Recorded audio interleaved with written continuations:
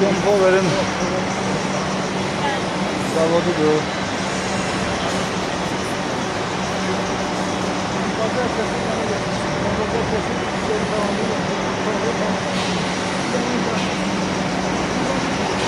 Dostlar, bu sökülmüş kabinlerdir.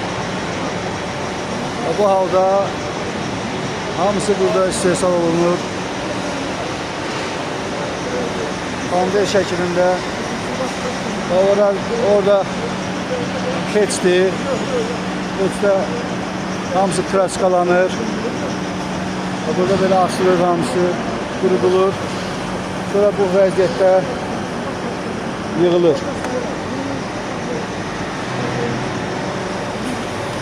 Nəhayət olur generator.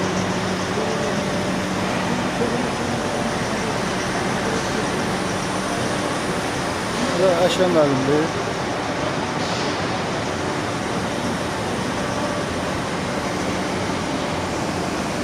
Dostlar, şimdi kaldı bir tane generator almak. Ya bizim alternatörler, generatorun sargı hisselerdi. Bu motorlardır. 1000 götüren 1500. 1500. Tamam mı lazımdı?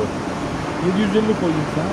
1500. 2 tane 750, 3 tane 1500. 750 1500.